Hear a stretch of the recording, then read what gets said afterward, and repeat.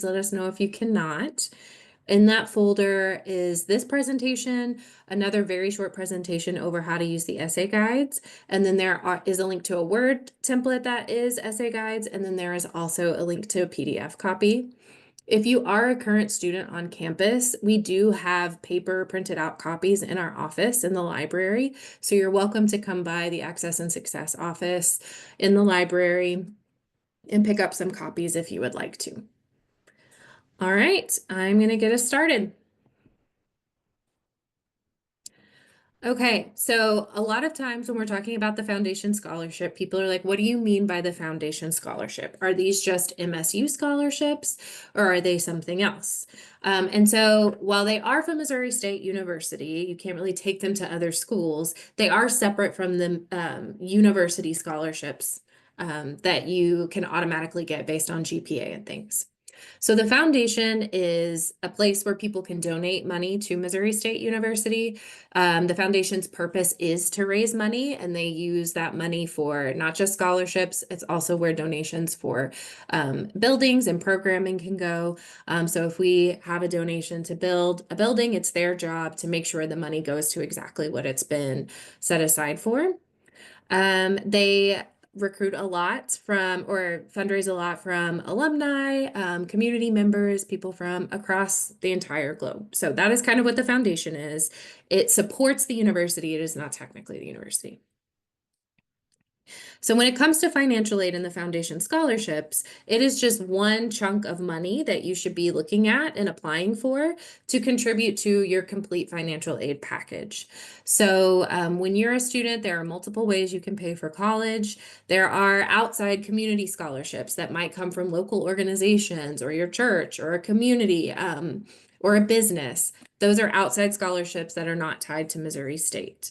You can make your own money through employment, work study, which is something that is federal money, but you work to earn that money. There are, of course, federal and state loans. There are grants like the Pell Grant that you can get. And then there are the MSU University scholarships, which are things like the Presidential Scholarship, the Dean Scholarship. Those are things that you qualify for based on GPA and maybe SAT or ACT scores. There are also some competitive university scholarships as well, like the Centennial Leader Scholarship, which you apply for and compete for. And then the foundation scholarships are also competitive, and they are all distributed by the foundation. So how that works is a donor can donate money, they send it to the foundation. Students can then submit their application to the foundation, and the foundation uses those applications to select who is going to get the money from the donor. So the donor is not making this decision. The foundation has committees for each of the scholarships, and they decide who is going to get that scholarship based on the student's application. So how much money is out there? That's always a question. Last year, over $4 million went to over or close to 2,000 students. There were 2,304 individual awards, so there's some students picking up more than one scholarship. 34% of applicants receive a scholarship. That may not seem like a lot, but for a scholarship, that's actually a really high percentage. So we always encourage students to submit their application. The other thing about the foundation scholarship application, we'll talk about it more in detail here in a minute. It's a pretty big application, and there's opportunities to get letters of recommendation and to write essays. A lot of times scholarships are going to go to those students who are doing the extra things. There are some students who just answer the questions and turn it in. You're not going to have nearly as high of a chance to get a scholarship if you do that. So we recommend going through all the steps, even though it is kind of a lot. It's going to give you a better chance of getting a scholarship. As you can see, these are all the different colleges at Missouri State. So we have the College of Business, we have the College of Education, Natural and Applied Sciences, McQuarrie College of Health and Human Services, DAR is our ag college, and then RCASH, which is Arts and Humanities. I don't remember what the S stands for, sorry. But the different colleges, it breaks down how much money went to different directions.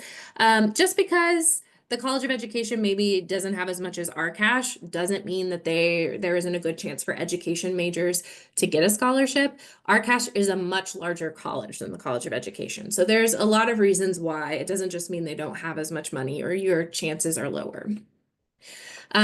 We also like to emphasize that yes, there are college-specific scholarships, but there is also a huge pool, the largest one actually, of non-departmental scholarships, which means these are not awarded to you or you don't qualify for them based on your major and what program you're in. They are just general to anyone who is a student at Missouri State University. This is also are always really important to our students who are undeclared or have not chosen a major yet.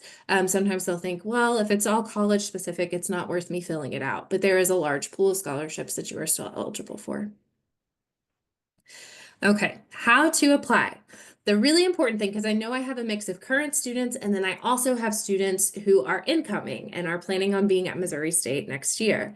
You need to make sure you've been an admitted student and you have access to your My Missouri State account. As long as you've been an admitted student, you should be able to activate that account. When you log in to mymissouristate.edu, you'll log in using your Bear Pass. You'll have to have your password set up. You'll find the financial aid and scholarships card. My Missouri State has a bunch of square cards that you see like right here. So you want to find the one, you can search financial aid and pull this one up. And then you'll select the MSU Foundation Scholarships link. You should be logged in that way. It will automatically log you into that based on your MSU login. So as you're applying, one of the really important things to do is watch your time. Every page, it expires in 45 minutes. So if you are working on an essay, for example, and it's taking you longer than 45 minutes, it will log you out. So you want to make sure that you're watching your time. If you're getting close to that time limit, you can hit save so that it saves your work that you've done so far and you don't lose it if it times out. So you want to make sure you're saving as you go and you want to make sure you're watching your time so you don't lose your progress. One thing to be aware of is you should never have to create a username and password. This is why you log in through My Missouri State. If you get timed out and it's like, okay, you have to sign in, just close it out, go back to My Missouri State, make sure you're logged into your My Missouri State account, and then open it again, and your application will be there and you can continue working on it. But you should never be creating a different username and password. Some students get really lost in searching the database. If you're curious, you can search for the scholarships, but there are many, many, many hundreds of scholarships in here. And this application is a living document. So it is going to, based on the answers that you give it, it's going to open up all the questions that apply to you. So it is a beast of an application, but you only submit one application and then it applies or sends that application to all of the scholarships you're eligible for. So it's not a good use of your time to try to find all the scholarships that you're eligible for. Just complete the application, make sure you answer all the questions, and then the application will automatically be submitted for any scholarship you're eligible for. So when you are working on the application, some key tips here, take your time. As we talked about, save as you go. Only fill out portions that are pertaining to you. So it may say, have you done any community service? If that does not apply to you, you can just select no and you don't have to answer the questions about that. Oftentimes it's going to only show, like it'll ask you a question and it'll open up other questions to you based on that answer. So also if you're working on this with a friend or someone else who's completing it and your applications don't look exactly the same, that's okay because you're two different people and you might be in different colleges or have different answers. So it's only going to show you things that apply to you. There are college and departmental pages. If you have declared a major or if you are falling within a specific college, it is really, really important to select that because that opens up more scholarships to you that are for that college and for your department. So if you're like, I'm going to be, or I have declared art history as my major, but I don't know what college that is, go to the Missouri State website, search it up really quick and figure out what college you're in so that you're selecting all of the right things. And as you can see right here, it says select all of the colleges in which you have a major or minor. So if you have a major in one college and a minor in another, you can select both. The deadline is March 1st. However, do not wait until the last minute. It has been known to crash before because everyone is trying to submit their application. So please, at least like 48 hours before the March 1st deadline, Please get that submitted. Sorry, I have a dog and sometimes she busts in the room. Um, okay, making your application better. So a lot of students, like I've said, they'll submit the application, but they didn't do all the extra stuff. The extra stuff is how you have a strong application. So fill out all the applicable essays. I know essays are not fun to write, but it is worth your time to do it. Um, because the pages will time out on you, it is really helpful to type all of your essays in a Word document or a Google Doc and copy and paste them into your application. I will never forget watching my 18-year-old brother weep at the kitchen table because he did not do that, and a scholarship application timed out on him and he had to completely start over on an essay. It was a horrible day. So always draft your essay separately and then spell check, correct them, finish them up, and then submit them or add them to your application. I feel like there's one other thing I was going to add to that. Oh, the other thing that's good about that is if you are putting them in a Word document or something you can save, you should apply for this scholarship every year for the foundation scholarships. So then you have something to work with. So you can go back to your personal statement and you can update it, but you don't have to start from scratch every year. I have some students that do that and it is very helpful to them. Fill out all applicable letters of recommendation. Make sure that you check with recommenders beforehand and that they are willing and able to submit this letter for you.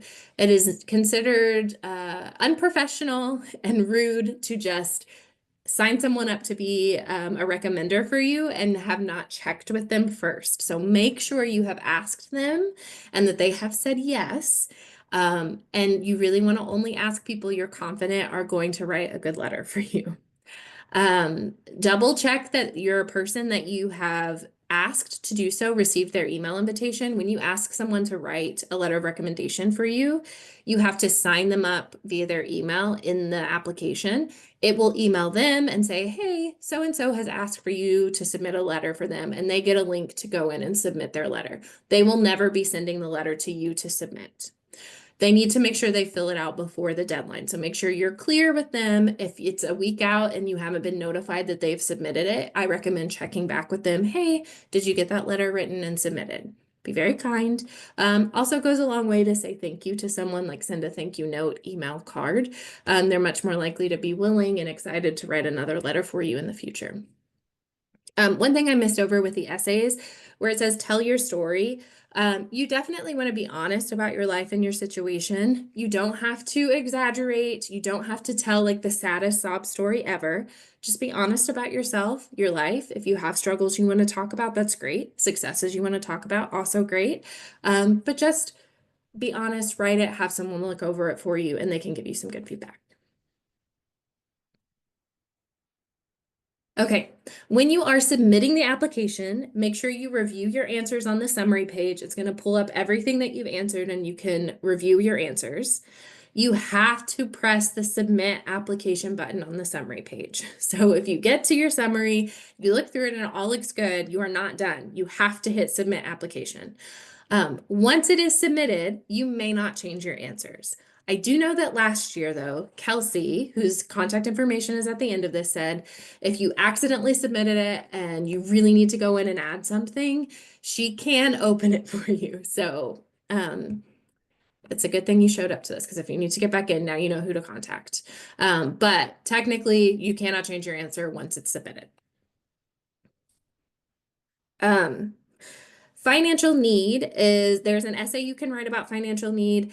A lot of the financial need scholarships, like 1 in 3 foundation scholarships, is need-based, and they consider your FAFSA, like that's how they determine if you qualify for that. So you have to have your FAFSA done. The FAFSA, the university deadline for the FAFSA is May 1st, but the foundation scholarship really recommends meeting the deadline in February 1st. So that means you have a couple more days. It really does not take that long. Go in, get your FAFSA done, sit down with your parent or guardian if you need them to help you with that, because there may be information they need to submit and sign as well.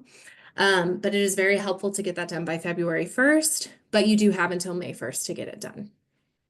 The earlier your FAFSA is submitted, the better that is for you. Okay, as I said, for questions regarding the scholarships and the application, you can contact Kelsey Menifee. She is the one who is in charge of the foundation scholarships. This is her contact information. You have access to this presentation in the folder. At this point, are there any questions I need to answer just about the application in general or the foundation?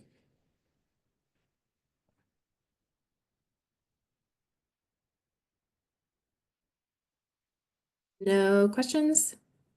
All right, I'm going to open up a different presentation and kind of show you how to use the guides. Give me just a second.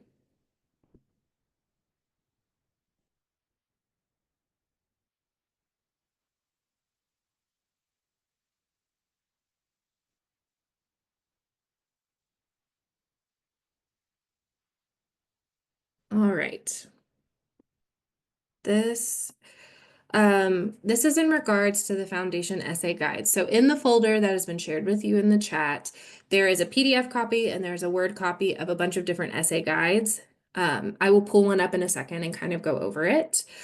These essay guides are to help you write different essays for the application. There are guides for a personal statement, which everybody should write. Everyone should write the personal statement. Financial need, anyone who has a financial need should complete the financial need essay, which most students, you're applying for scholarships because you need financial help. The FAFSA is used to determine financial need, but the essay is often used to differentiate between multiple applicants.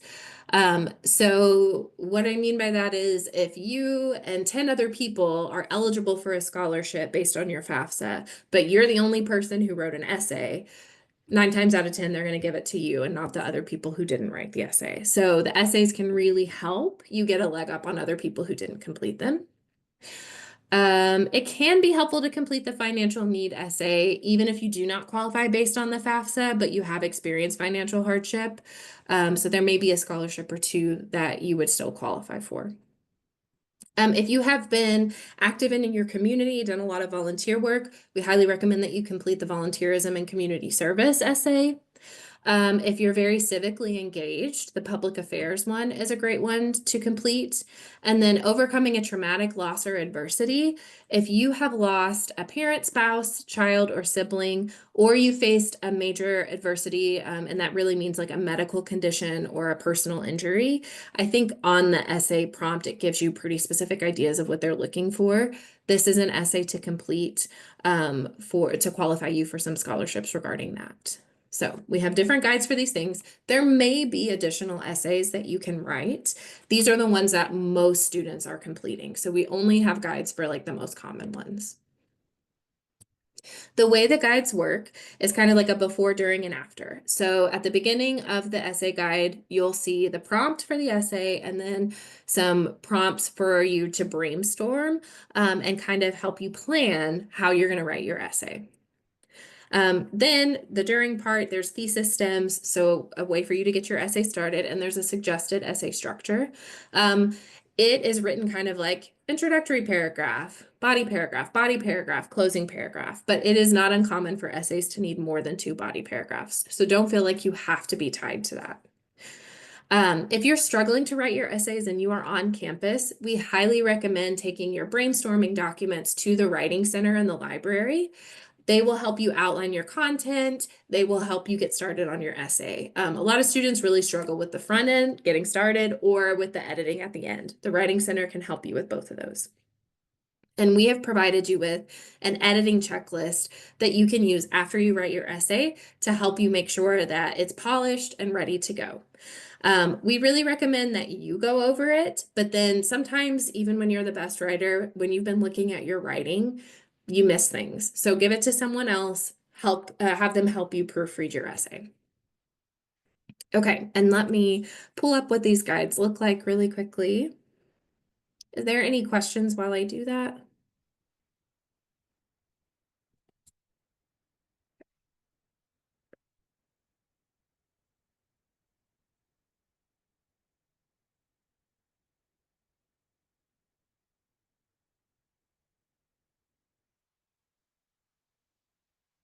Okay. So with the essay guides, they're all in one document, so you can just scroll through them and find the different ones. But you can see there's the essay prompt at the top. It will tell you how many words, like your max length on the words. And then it gives you brainstorming prompts to help you come up with the content that you need for your essay. So you can use this to help you come up with your topics. There's a thesis stem that you can kind of plug and play. Feel free to change it up. You also don't have to use this if you don't need it. Gives you an example of how that can work. The suggested essay structure, introduction, include your thesis statement, your paragraphs, and conclusion. And then the editing checklist. So you can go through and make sure you've done all these things. Are there any questions about the essay guides?